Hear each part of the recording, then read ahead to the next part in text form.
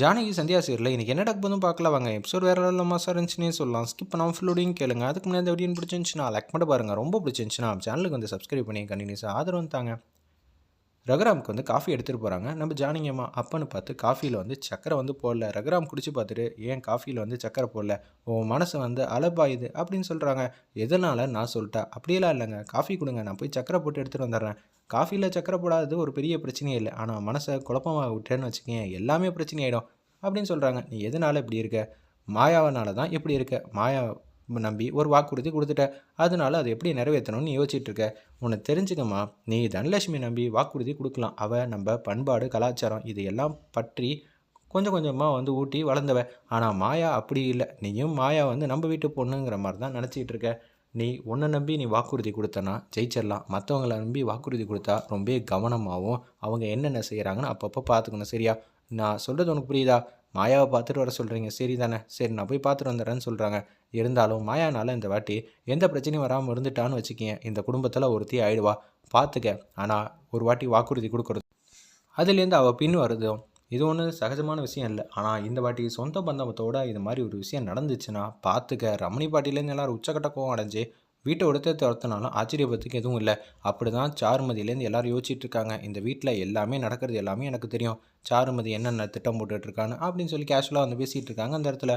சரிங்க, நான் போய் பார்த்துட்டு வந்துடுறேன்னு சொல்லிட்டு மாயா ரூமுக்கு வந்து வேக வேகமாக போகிறாங்க. பார்த்தா அங்கே நம்ம மாயாவை காணும். ஐயோ, என்னடா இவ இங்கே காணுமா, எதுக்காக இந்த ஃபங்க்ஷன் வந்து ஒத்துக்கணும், என்ன நான் பாவம் பண்ணிட்டேன், எதனால என்ன இப்படி ஏமாற்றிட்டு போயிட்டா, இதுக்கு ஆரம்பத்துலேயே இந்த ஃபங்க்ஷன் வந்து வேணான்னு சொல்லியிருக்கலாமே அப்படின்னு சொல்லி யோசிக்கிறாங்க. ரொம்ப ஃபீல் பண்ணி வேதனையோடு அழுகுறாங்க அந்த இடத்துல நம்ம ஜானகியம்மா ஃபீல் பண்ணுறாங்க. சரி, தனலட்சுமி ரூம்குள்ளே போகலான்னு சொல்லிட்டு பார்த்தா தனலட்சுமி உள்ளே இருக்காங்க. ஆனால் தனலட்சுமி கெட்டப்பில் வந்து நம்ம மாயா தான் இருக்காங்க. அந்த பக்கம் திரும்பி இருக்காங்க, ரொம்ப வேதனையோட புலம்பிக்கிட்டு இருக்காங்க. மாயா ஏன் இப்படி பண்ணா, மாயா அங்கே போனது உனக்கு தெரியுமா தெரியாதா, எதுக்காக போனா, அவளுக்கு ஏதோ ஒரு பிரச்சனை இல்லை, ஏதோ ஒரு தேவைக்காக தான் போயிருக்கான்னு என் மண்டைக்கு நல்லாவே தெரியுது. ஆனால் என்ன பண்ணுறது, இங்கே இருக்கிற சூழ்நிலையும் அவள் புரிஞ்சிக்கவே மாட்டாளா. ஆல்ரெடி வந்து சாருமதியோட அம்மா நிச்சயம் மாயானால் ஏதோ ஒரு பிரச்சனை வரும் தான் தவிப்போடு வந்து பேசிக்கிட்டு இருந்தான். ஆனால் இப்போ பார்த்தியா அதே மாதிரி நடந்துருச்சு. சாருமதி தான் முக்கியத்துவம் கொடுக்கணும்னு மாயா வந்து வீட்டை விட்டு துரத்தணும்னு அவங்கெல்லாம் திட்டம் போட்டபடியே வந்து நடக்க போகுது. என்னால் எப்படி சந்தியாவை விட்டு கொடுக்க முடியாதோ அதே தான் மாயாவையும் என்னால் விட்டு கொடுக்க முடியாது. அவன் மேலே நான் அளவு கடந்த அன்பு பாசம் வச்சுருக்கேன். தனலட்சுமி உன்னை விட நான் மாயா மேலே தான் அன்பு பாசம் எல்லாம் அதிகமாக வச்சுருக்கேன், அது அவளுக்கும் தெரியும். ஆனால் என்ன இப்படி நம்பிக்கை துரோகம் வச்சுட்டு போயிட்டாலே, எதனால நான் ரொம்ப அன்பாக பாசமாக வந்து அவகிட்ட நடந்துக்கிட்டனால தான் இப்படி என் முதுகில் வந்து குத்திட்டாளா அப்படின்னு சொல்லும்போது மாயா வந்து ஃபீல் பண்ணி கண் கலங்கி அந்த இடத்துல நிற்கிறாங்க. சாரி பெரியம்மா, எங்கள் அம்மாவுக்கு அடுத்தது உங்களை தான் எனக்கு ரொம்பவே பிடிக்கும். ஆனால் உங்கள் முன்னாடியே இப்போ நான் தனலட்சுமியாக நடிக்கணும். ஏன்னா தனலட்சுமியாக போயிட்டா அப்படின்னு தெரிஞ்சிச்சுன்னா நீங்கள் உடஞ்சி போயிடுவீங்க, அதுக்காக தான் எல்லா பழியும் நான் வாங்கிக்கிட்டேங்கிற மாதிரி அந்த இடத்துல இருக்காங்க நம்ம மாயா. என்ன நினச்சிட்டு இருக்கவங்க மனசில், அப்போனா மாயா வீட்டை விட்டு போனது உனக்கு முன்னாடியே தெரியுமா அப்படின்னு சொல்லி சொல்கிற திருப்பி பார்க்குறாங்க. பார்த்தா தனலட்சுமி கேட்டப்பில் மாயா இருக்கிற விஷயத்த வந்து நம்ம ஜானகியம்மா பார்த்து பேரதிர்ச்சியாக வந்து உறைஞ்சி போய் நிற்கிறாங்க. அப்போனா வெளியில் போனது நம்ம தனலட்சுமியா, நீ இல்லையா அப்படின்னு சொல்கிறாங்க.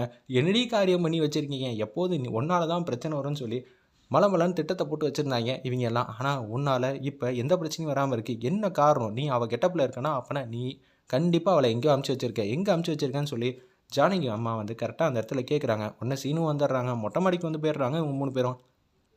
வேறு எந்த காரணமும் இல்லை, அவங்களுக்கு நல்ல எதிர்காலம் வந்து அமைய போது.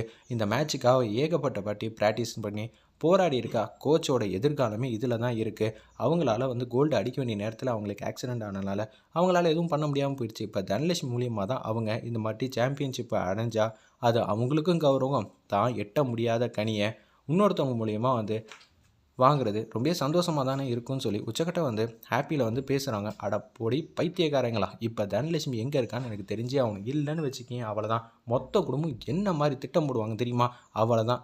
அதுவும் சொந்த பந்தத்தோட மாயா ஒன்று அசிங்கப்படுத்தணும் தான் ஏகப்பட்ட திட்டம் போடுறாங்க. இந்த விஷயத்தை நான் வேறு மாதிரி ஹேண்டில் பண்ணிக்கிறேன், தயவு செஞ்சு சொல்லுமாங்கிற மாதிரி கதறாங்க அந்த இடத்துல நம்ம ஜானகியம்மா.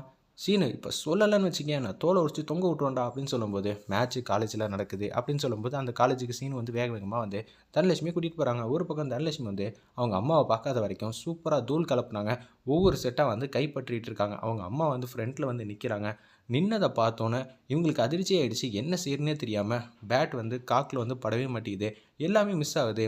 கோச்சுக்கு ஒன்றும் புரியல, என்ன கொஞ்ச நேரத்துக்கு முன்னாடி சிங்கம் போல் இருந்தால் இப்போ பேட்டை கூட யூஸ் பண்ண முடியாமல் அப்படியே வந்து பேட்டு லெஃப்ட் சைடில் வந்தால் ரைட் சைடில் வந்து காக்கு வருது, எதுவுமே நவுத்தாமல் அப்படியே வந்து ஸ்கோரை வந்து ஈஸியாக வந்து அங்கே விட்டு கொடுக்குற மாதிரில இருக்குது.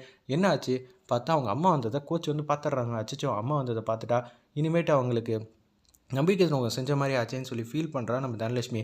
இப்போதைக்கு பிரேக் எடுத்தால் தான் உண்டுன்னு சொல்லி கோச் வந்து பிரேக் வந்து கேட்குறாங்க. அந்த இடத்துல ஒன்று வந்து அம்மா என்னை மன்னிச்சிருமா, எனக்கு வேறு வழி இல்லைம்மா, தனலட்சுமி வந்து நான் உன்னை ஏமாற்றிட்டேம்மா மன்னிச்சிருமாங்கிற மாதிரி கதறாங்க. அந்த இடத்துல ஜானகி அம்மாவோட பொண்ணு, உன்னோட ஆசைக்கு நான் என்ன முட்டுக்கட்டையாக இருப்பேன்னு நினச்சியா, தாராளமாக விளையாடுமா, நீ விளையாடுறத பார்க்க தான் நான் வந்திருக்கேன், நான் ஒன்று நீ நம்பிக்கை துரோகம் செஞ்சுட்ட அப்படின்னு சொல்லி உன் மனசை வந்து குத்துறதுக்கெலாம் வரல சரியா, நீ எதுவாக இருந்தாலும் பார்த்துக்கலாம் அப்படின்னு சொல்கிறாங்க. அம்மா நீ என்னை திட்டுவேன்னு நினச்சேம்மா, ஆனால் ஏம்மா எனக்கான அங்கீகாரத்தை நான் வந்து வாங்குறது தப்பாம்மா, இந்த மாதிரி ஃபங்க்ஷனில் இது மாதிரி ஒரு நிகழ்வு வந்து வந்துடுச்சு, ஃபங்க்ஷனை வேணால் தள்ளி போட்டுக்கலாம், ஆனால் இந்த மேட்ச்சை தள்ளி வைக்க முடியாதேம்மா, கோச்லேருந்து எல்லாம் வருத்தப்படுறாங்க, அதனால தான் நான் இப்போ ஒன்று பாதியிலேருந்து கேமை வந்து கூட்டிகிட்டு போக விரும்பலை, நீ எதுவாக இருந்தாலும் விளையாடு, நம்ம அப்புறமேட்டு பேசிக்கலாங்கிற மாதிரி மாயாக்காக பேசுகிறாங்க. அந்த இடத்துல நம்ம ஜானகியம்மா, ஏன்னா மாயா அங்கே தியாகம் செஞ்சுக்கிட்டு இருக்கா, பிரச்சனை மேலே பிரச்சனையிடும், அதுக்குள்ளே நீ ஜெயிச்சுட்டு அங்கே வரணும் சரியா அப்படின்னு சொல்லி உற்சாகமாக பேசுகிறாங்க நம்ம ஜானகி.